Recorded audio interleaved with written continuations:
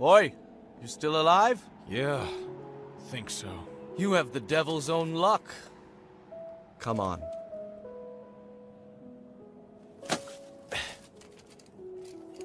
On the battlefield, a soldier's life is worth no more than a silver coin, as if it were nothing.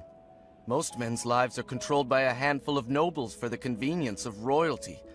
Well, even a king should be unable to live his life as he pleases. We all are swept by this tide known as fate, until we eventually leave this world. We will run out of time, and the tide of life will recede before we know who we really are. In this world, there must be one man whose preordained course of life is the key to ruling the world, regardless of his existing social position or class. That man could be part of this world's true privileged class. That man could have the absolute power of a god. Alors nous sommes arrivés à l'analyse de Griffith, des pires vilains de tous les temps. À mon sens, Griffith est le personnage le plus complexe et un des meilleurs personnages d'anime tout court, jamais créé. Ce qui fait de son analyse assez complexe, mais je considère quand même une profonde haine envers le personnage. Ayant de l'empathie et ayant vu ce qu'il a fait pour son rêve ultime. C'était ça le but de Griffith. Il voulait un royaume. Il voulait gouverner, c'était ça son rêve ultime et il était prêt à tout pour l'obtenir, à faire quelconque sacrifice, à traiter les gens comme il le veut, tant qu'il atteignait ce rêve, même à se sacrifier son propre corps, à se vendre son corps, parce que l'armée ça coûte cher, tout ce qui est artillerie, tout ce qui est le fait de nourrir des soldats qui lui appartiennent, le fait d'avoir des chevaux, tout ça, ça coûte de l'argent.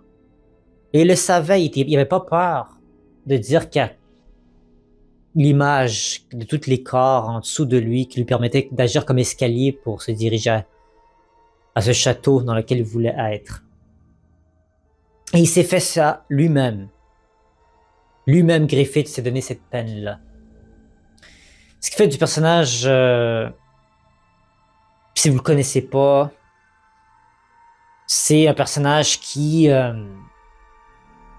l'ambition, l'un des plus ambitieux.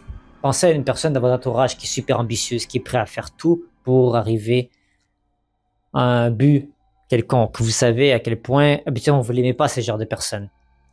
Parce qu'elle peut vous trahir. Puis c'est ce que Griffith a fait. Les plus grandes trahisons de tous les temps. Est orchestré par cela. Mais il faut se mettre aussi à sa place. Griffith est une personne qui il aimait posséder les gens. Il aimait avoir un contrôle parfait sur tout le monde. Et Guts, qu'il avait recruté dans un moment difficile, il n'arrivait pas nécessairement à le contrôler. Il avait même défié dans un combat lors de leur première rencontre dans laquelle il a perdu. Quelque chose qui arrive très rarement pour Griffith, presque jamais. Il a perdu un combat.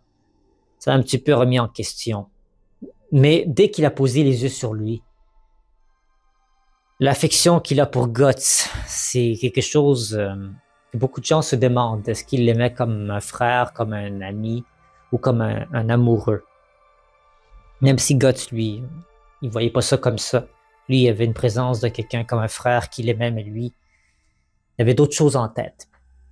Et au moment où Guts a décidé de quitter le groupe de Band of the Hawk, le groupe des Faucons, ça a vraiment profondément affecté Griffith. Comment on peut me quitter, moi?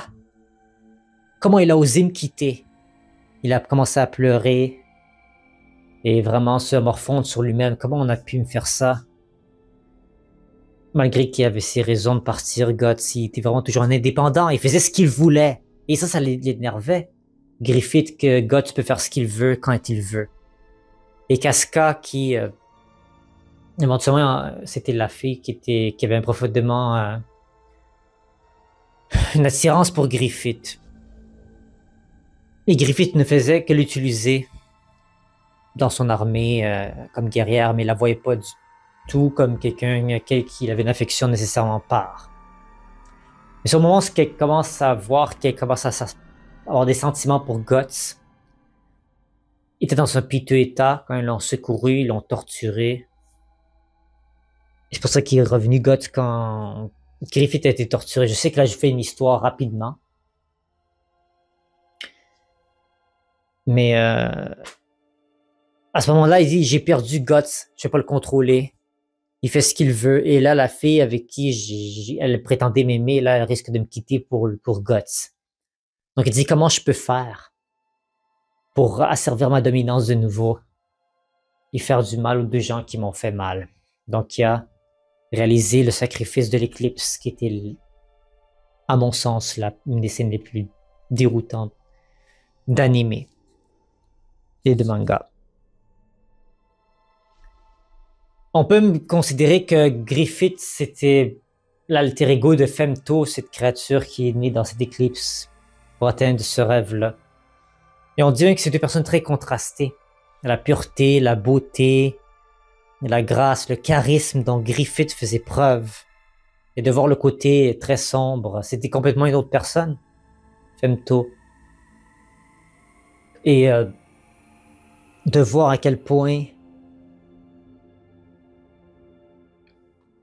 ce contraste a été fait. C'est comme si Griffith est décédé lorsque Femto était né. Mais la raison pourquoi je le pardonne pas, c'est qu'il a tout foutu en l'air. Pour un rêve.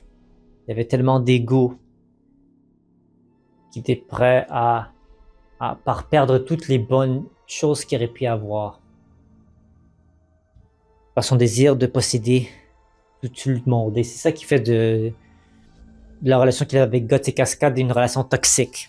On l'a souvent vu, vous savez, hein, quelqu'un qui veut vous posséder, c'est quelqu'un qui a une relation toxique avec vous.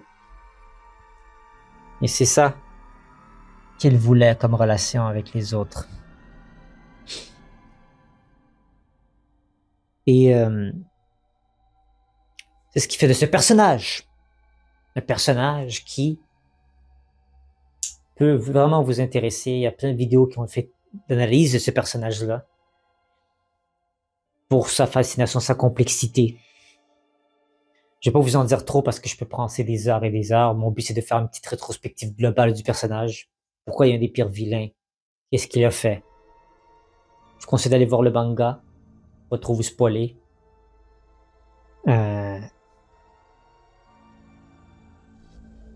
Ou voir la série télé Berserk pour pouvoir comprendre plus l'énigmatisme qu'est Guts avec Griffith comme relation et qu'est-ce qu'il représente pour tout le monde. Donc voilà ce qui conclut l'analyse de Griffith. J'espère que vous avez apprécié et j'espère que ça vous a donné envie de visiter la série.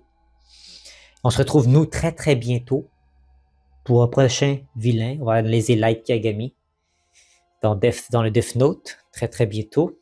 Donc restez à l'affût parce que cette vidéo va arriver dans les prochaines semaines lors des calendriers. N'oubliez pas de regarder les calendriers pour voir les vidéos que je vais mettre dans la journée. Merci à vous. On se dit au revoir.